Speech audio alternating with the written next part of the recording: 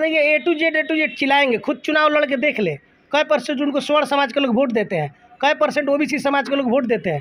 उनके शासनकाल में जितना तांडव उनके समाज के लोगों ने मनाया और लोग मनाया है ना, तो उनको वोट मिलेगा। वो अल्पसंख्यक समाज है कि राजद जिंदा समाज को तो पूजना चाहिए उनको कि भाई ये समाज है कि आपके साथ हमेशा चट्टान के साथ खड़ी रही और इसके समाज के नेता खड़े रहे। ए टू जेड आप कर रहे हैं, ये आपका ए टू जेड का फार्मूला कब का फेल हो चुका है। दूसरा उठा पाएगा क्या? 3 तलाक के मुद्दा पे कोई बोलेगा खुल के? क्या है कि दलित समाज के लोग घेवड़ा कदुआ के लत्तर होते हैं, सिर्फ सहारा दीजिए वो आसमान में चढ़ जाएंगे। आप तो सहारा तो दीजिए, गले तो लगाइए। हासिमपुर कांड हुआ था, हासिमपुर दंगा में हजारों अल्पसंख्यक लोगों को काट दिया गया, गोली मार दिया गया सरकार के शासन के द्वारा, उसमें कांग्रेस का सरकार था। ये सब बात सोचेगा कौन? साहबुद्दीन साहब जब थे और वर्तमान सांसद रहते हुए भी उन पर गोली चली थी प्रतापपुर में, राजद का सरकार जिस तरह से उनके बेटे को फंसा के कर रहा है, बहुत दुख देने वाला बात है। दिल रो रहा है सबका। रेड घर पे पड़ रहा है। आज जब लालू यादव को पकड़ के जेल ले जा रहा है चारा घोटाला में, तब क्या चिल्ला रहे हैं कि हमको केंद्र सरकार ने फंसा दिया, हमको मेरे साथ गलत व्यवहार हो रहा है, हमको फंसाया जा रहा है। सामा साहब जब फंसते हैं तो आप बोल रहे हैं कि कानूनी पेच है, और जब आप फंसते हैं तो बोलते हैं सरकार फंसा दिया, मोदी जी फंसा रहे हैं, सरकार के मिली भगत से हमको फंसाया जा रहा है। देखिए, नमस्कार, अभी गोपालगंज में हैं और हमारे साथ बीएसपी नेता प्रदेश सचिव सलमान अली हैं। इनसे हम जानेंगे कि पिछले दिनों डॉक्टर मोहम्मद शहाबुद्दीन साहब के बेटे को कोटा से गिरफ्तार करके सिवान लाया गया है। सिवान के में काफ़ी ज़्यादा राजनीतिक जो है सियासत वो तेज़ हो गई है। हम इनसे जानेंगे कि आखिर कौन सी ऐसी बात थी जो अचानक शहाबुद्दीन साहब के बेटे को राजस्थान से गिरफ्तारी हो जा रही है, और इसके पीछे क्या सच में किसी का सियासती मुद्दा है या नहीं है। सबसे पहले तो स्वागत है। ठीक है, आपका भी बहुत बहुत स्वागत, आपके व्यूअर का भी बहुत बहुत स्वागत। किस नज़रिया से देखते हैं जब से गिरफ्तारी हुई है, जो समर्थक है उन समर्थकों में काफ़ी आक्रोश दिख रहा है राजद के प्रति, खासकर से? और निश्चित ही आक्रोश है। देखिए, उसामा साहब के चाहने वाले पूरे बिहार में हैं, पूरे भारत में हैं, और आक्रोश इसलिए भी है कि अभी 2 साल पहले शहाबुद्दीन साहब 12 साल 13 साल जेल में रहने के बाद जेल में ही उनकी वफ़ात हो गई, वो उनका इंतकाल हो गया, और 12 साल वो जेल में रहे। उन पे जो एलिगेशन लगा था, केस था, सबको काटते हुए संविधान के दायरे में कानून को मानते हुए वो बेचारे जेल में ही रहे, और लालू यादव का, राजद का और जो भी सेकुलर जमात है उनका पैरवी करते रहे, और उनकी इंतकाल हो गई। बात यहाँ ख़त्म हो गया। उनका जो विचारधारा था, उनकी पत्नी लेके चल रही हैं, काम भी कर रही हैं। उसामा साहब उतना राजनीतिक रूप से सक्रिय भी नहीं रहते हैं, वो कभी दिल्ली कभी दुबई वो रहते हैं अपने काम में। तो सरकार को भी, प्रशासन को भी और आम आवाम को भी सोचना चाहिए कि भाई एक लड़का है जिसके पिता का जेल में ही देहांत हो गया, उनका इंतकाल हो गया, कम से कम उसके परिवार को तो इस तरह के चीज़ों से सरकार को दूर रखना चाहिए। सरकार को चाहिए कि कुछ मसला भी है तो उसमें कोई आरोप भी लगाता है तो पूर्ण रूप से जांच करे, जांच करके अरेस्टिंग हो, बात हो, अलग बात है। कोई कुछ करता है तो हो। अब वो राजस्थान में उनको कोटा में पुलिस रोकती है, मुझे तो लगता है कि बिहार सरकार का ही लाइनिंग होगा। लोकेशन होता है ना भाई, मोबाइल का, कॉल का वगैरह वगैरह, अनेकों तरह का लोकेशन है, लोकेशन से लाइनिंग होगा और वहाँ उनसे पकड़वा के प्रशासन अपने यहाँ ले आई है। लेकिन 307 में भी गोपालगंज में अगर केस हो जाएगा, सिवान में केस हो जाएगा, तो प्रशासन कहती है कि सुपरविजन हो जाए दीजिए, सुपरविजन हो जाएगा तब अरेस्टिंग करेंगे। अगर हत्या का भी केस है तो लोग सुपरविजन तक वेट करते हैं कि सुपरविजन किया जाए उसके बाद से। ये तो इसमें पूरा जिला जानता है कि उसामा साहब दिल्ली में थे या कहीं और थे, जहाँ थे, यहाँ नहीं थे। एक बाउंड्री टूटा, अब बाउंड्री वहाँ है भी नहीं, ऐसा सुनने को मिल रहा, हम देखे तो है नहीं, और उसके लिए आप पकड़ के लाएंगे और 14 दिन की हिरासत में चले गए। काफ़ी दुखदायक बात है। हमको तो बहुत व्यक्तिगत बहुत पीड़ा है कि भाई उसके परिवार, उसके पिता को भी वैसे ही ख़त्म कर दिया गया। उनके बेटे हैं, राजनीतिक में सक्रिय भी नहीं है, किसी चैनल पर उन्होंने एक शब्द ना तेजस्वी के बारे में बोला, ना राजद के, ना मोदी के, ना किसी के।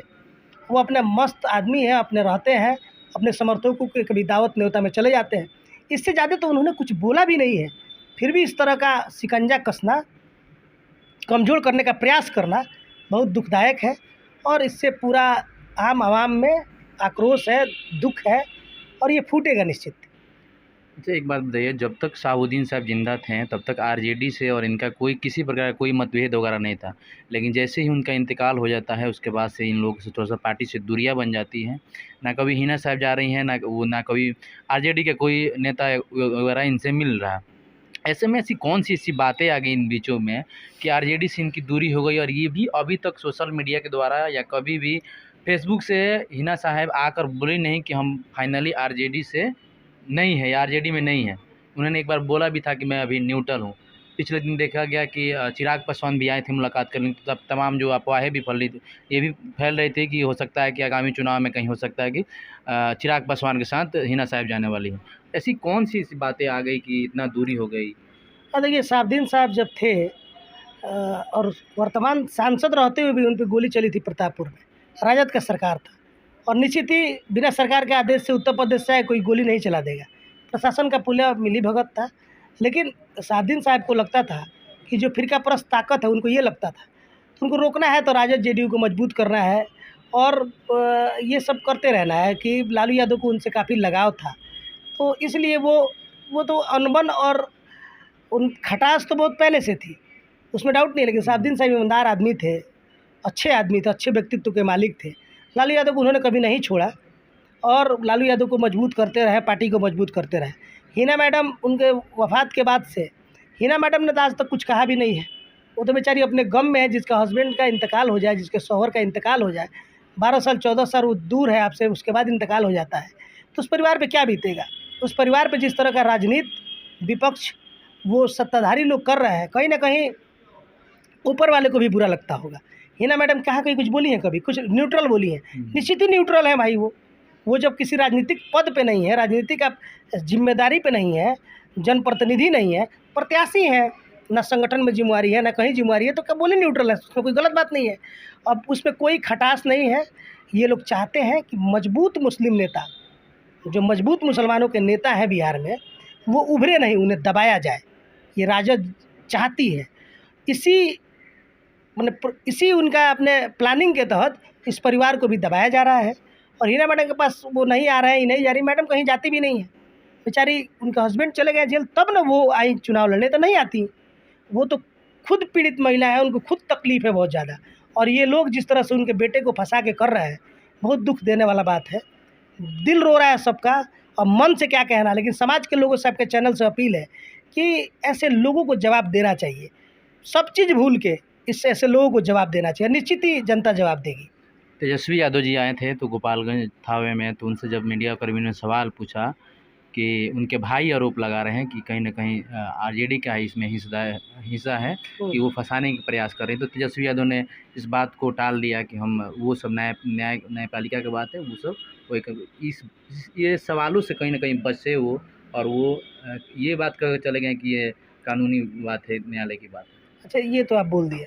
जब सीबीआई का रेड घर पे पड़ रहा है, आज जब लालू यादव को पकड़ के जेल ले जा रहा है चारा घोटाला में, तब क्या चिल्ला रहे हैं कि हमको केंद्र सरकार ने फंसा दिया, हमको मेरे साथ गलत व्यवहार हो रहा है, हमको फंसाया जा रहा है, कोर्ट मेरे साथ दोहरी व्यवहार कर रही है। तब तो आप नहीं बोल रहे हैं कि कानूनी पेच है, कानून में मसला है। उसामा साहब जब फंसते हैं तो आप बोल रहे हैं कि कानूनी पेच है, और जब आप फंसते हैं तो बोलते हैं सरकार फंसा दिया, मोदी जी फंसा रहे हैं, सरकार के मिलीभगत से हमको फंसाया जा रहा है। देखिए, जैसे केंद्र सरकार का अपना कार्य क्षेत्र है, उस कार्य क्षेत्र में आपको फंसाया जा रहा है। आपका भी कार्य क्षेत्र बिहार है, इसमें भी आप उसामा साहब को फंसा रहे हैं। देखिए, ये छाती पीटना और ये किनारा काट लेना, इससे काटने से शहाबुद्दीन साहब के समर्थकों को कोई असर नहीं पड़ रहा है, लेकिन आप नज़र से गिरते जा रहे हैं। इस बात को सोचना होगा आपको ये लग रहा है कि ऐसे मुंह बना के और एक्टिंग करके बोल देने से शहाबुद्दीन साहब के परिवार को आप छोटा आंकना चाहते हैं या हल्का दिखाना चाहते हैं, ये संभव बात नहीं है। बहुत गंदा उनका रिएक्शन था, हम लोगों ने भी देखा। किसी भी इंसान को, वही लवली आनंद का बात आता है, आनंद मोहन का बात आता है, तो जी गुरुजी श्री से मतलब कि इज्जत से संबोधित करते हैं, रिस्पेक्ट करते हैं।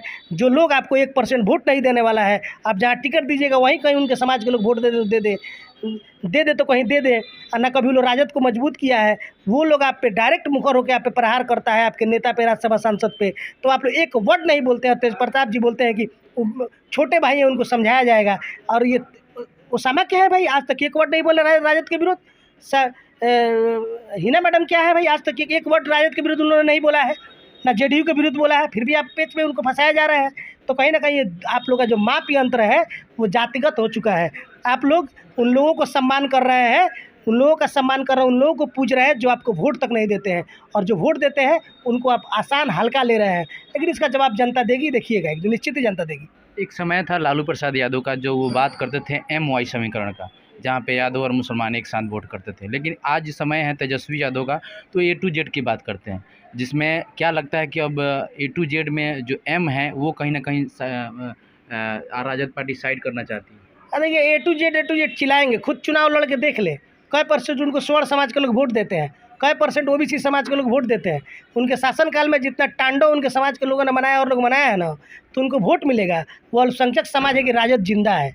अल्पसंख्यक समाज का तो उनका अल्पसंख्यक समाज को तो पूजना चाहिए उनको, कि भाई ये समाज है कि आपके साथ हमेशा चट्टान के साथ खड़ी रही, और इसके समाज के नेता खड़े रहे। A to Z आप कर रहे हैं, ये आपका A to Z का फार्मूला कब का फेल हो चुका है और हर जगह फेल हो जाएगा। और जो इस तरह का आप बात बोल रहे हैं ना, ये पहले हुआ है। मैं अपने अल्पसंख्यक समाज के भाइयों से अपील करना चाहूँगा कि आप लोग आएँ और दलित समाज के साथ गठजोड़ बनाएं। दलित समाज के लोग सिर्फ रिजर्व सीट पे चुनाव लड़ते हैं, बाकी सीटों पे वो आपका हाथ मजबूत करने का काम करेंगे, और आपको विधायक, सांसद, मुखिया, सरपंच बनाने में अहम रोल होगा उन लोगों का।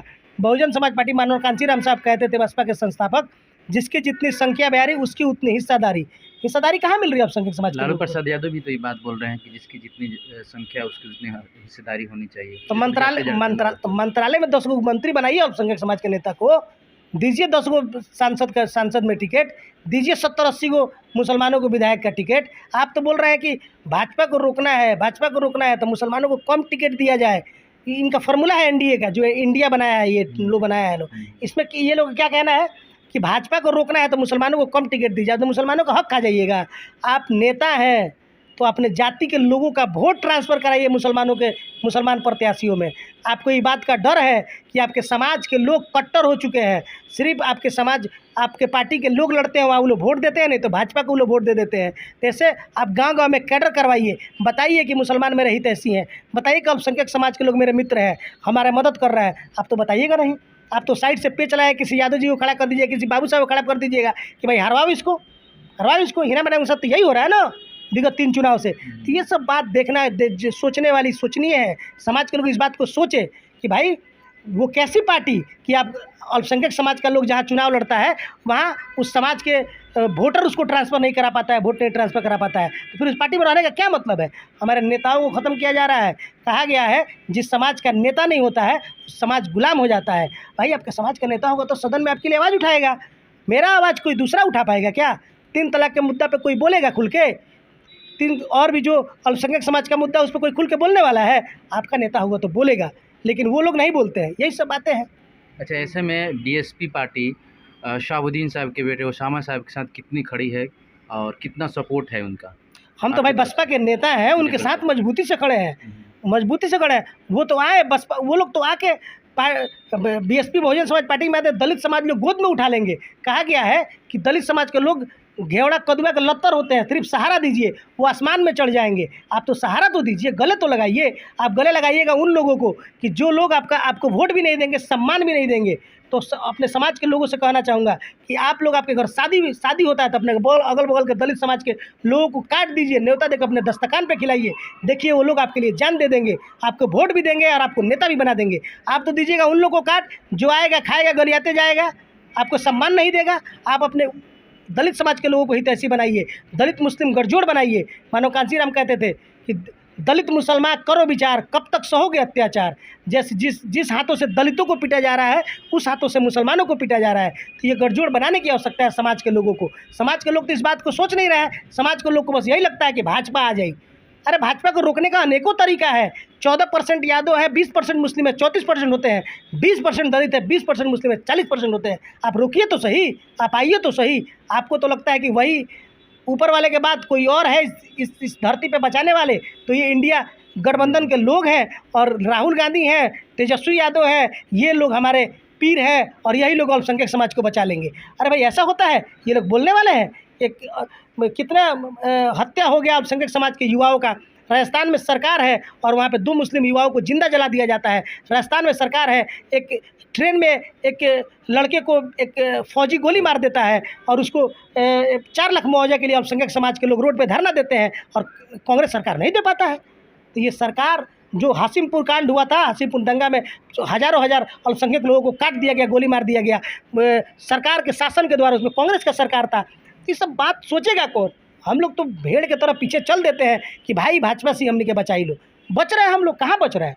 हमारा सब चीज़ में हमें काटा जा रहा है। हम लोग सरकारी जॉब में एक राई के दाने के बराबर भी नहीं है, 200 में 1 लोग भी सरकारी जॉब में नहीं है। ये सब बातें हैं, सोचना पड़ेगा समाज के लोगों को, राजनीति से हट के भी सोचना पड़ेगा, राजनीति के ऊपर भी सोचना पड़ेगा।